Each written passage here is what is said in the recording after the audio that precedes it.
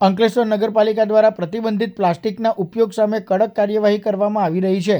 નગરપાલિકાના chief officer Keshavlal કલોડિયાને સુરતથી અંકલેશ્વર તરફ પ્રતિબંધિત પ્લાસ્ટિકનો જથ્થો લાવવામાં આવતો હોવાની માહિતી મળી હતી। માહિતીના આધારે નગરપાલિકા દ્વારા અંકલેશ્વર શહેરમાં વોચ ગોઠવવામાં આવી હતી।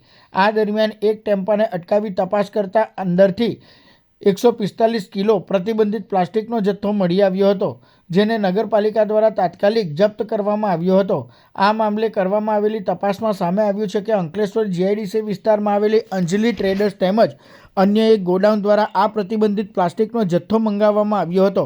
નગરપાલિકા દ્વારા સમગ્ર જથ્થો જપ્ત કરી આગળની તપાસ શરૂ કરવામાં આવી છે। અંકલેશ્વર જીઆઈડીસી ઔદ્યોગિક વિસ્તાર હોવાથી આ બાબતે જીપીસીબીને પણ જાણ કરવાની તજવીજ હાથ ધરાઈ છે।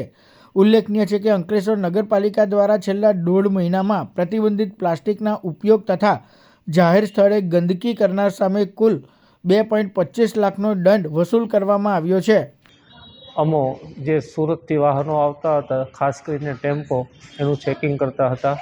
તેની અંદર બાતમીના આધારે એક ટેમ્પોનું ચેકિંગ કરતાં પ્રતિબંધિત પ્લાસ્ટિકનો જથ્થો મળી આવેલો હતો, જેનું વજન 145 કિલોગ્રામ હતું।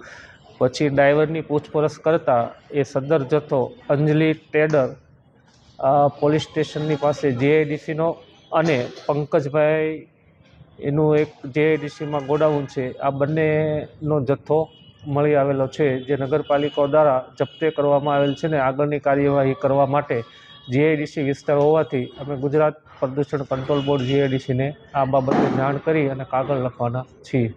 અને અંકલેશ્વર નગરપાલિકા દ્વારા જે જાહેરમાં પ્રતિબંધિત પ્લાસ્ટિકનો ઉપયોગ કરે છે તેમજ અને જાહેરમાં ગંદકી કરનારા ઇસમો સામે છેલ્લા 1.5 મહિનામાં લગભગ 2.25 લાખનો દંડ કરવામાં આવેલો છે। અને અત્રેથી હું નગરપાલિકા વતી સૌ નાગરિકોને વિનંતી કરું છું કે અંકલેશ્વર નગરપાલિકાને સફાઈ અને સ્વચ્છતામાં મદદરૂપ થાય અને સહકાર આપે।